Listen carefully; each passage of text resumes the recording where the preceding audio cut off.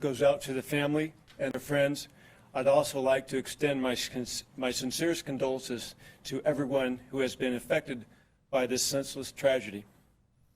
As a husband and a father, this incident is very difficult for me to even think about. As hard as it is to share this news, we want to assure the neighbors and the community that we are not looking for a suspect. This was a domestic dispute involving one family. At the family's request, there is some information such as their name and other particulars that we will not be sharing at this particular time. And with that, I would like to introduce Lieutenant Matt Dobbs from the Homicide Section. Hello. At 6:49 this morning, we received a 911 call from a resident in the 2100 block of Flint Ridge Drive. There was no communication with that caller, but the dispatcher could hear an argument in the background and someone being asked to leave. Officers were dispatched to the scene, and while they were en route, a relative who lived next door called the police also after hearing an argument and the sound of what he believed to be a nail gun firing. When the officers arrived on scene, they were able to look through one of the windows and see a small child inside covered in blood. They forced entry into the residence, where they discovered 5 additional people inside suffering from apparent gunshot wounds. A 31-year-old male, a 29-year-old female, and a 3-year-old boy were pronounced dead at the scene.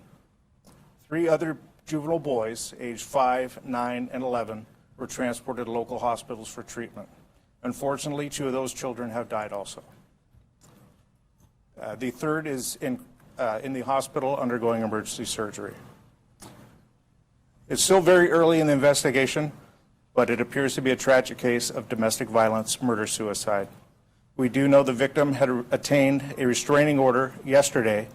It is unclear if that order had been served, but we do believe the suspect was aware of it. The deceased male and female were the parents of the children, and we believe the male came over this morning. There was some kind of argument or disagreement, and he used a handgun and shot his family before turning the gun upon himself. At this time, we'll open up for any questions.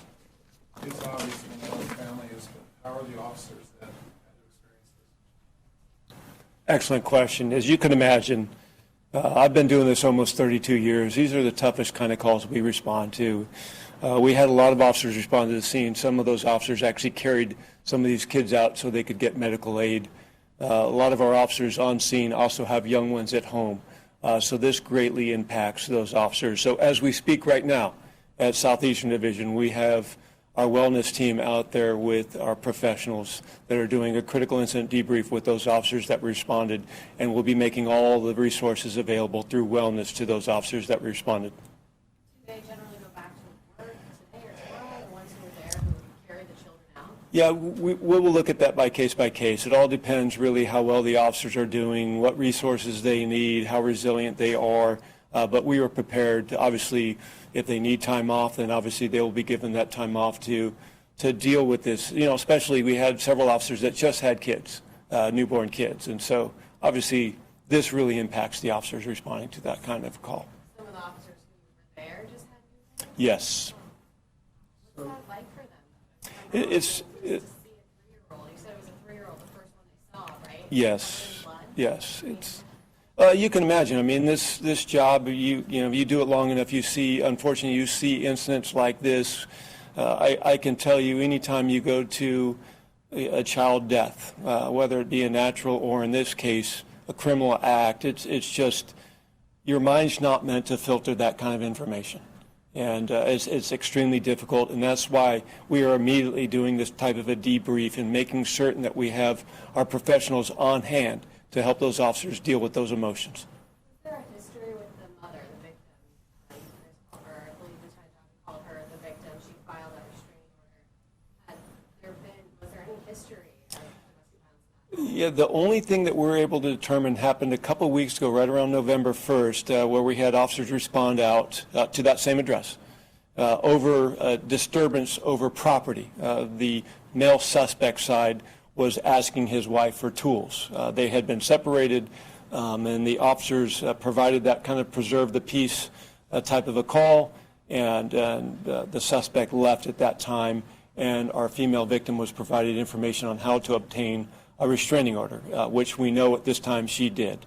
So it appears that the male was not living in the residence. Do you know how long that he had been outside of the family? Yeah, that's one that we know it's been some time. Exactly, we don't know yet. That's still, more interviews need to be done with the victim's family to determine that, but we know he was not living at the home at this particular time. So would you consider him an ex-husband, a husband who's estranged, or a boyfriend, or an ex-boyfriend? How would you describe Best we know, they were going through some type of divorce process, so.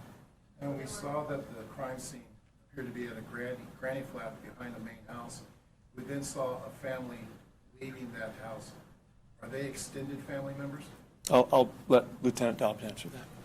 Yes, the property and the adjoining buildings are all occupied by the same family, or members of the family, from extended cousins and uncles.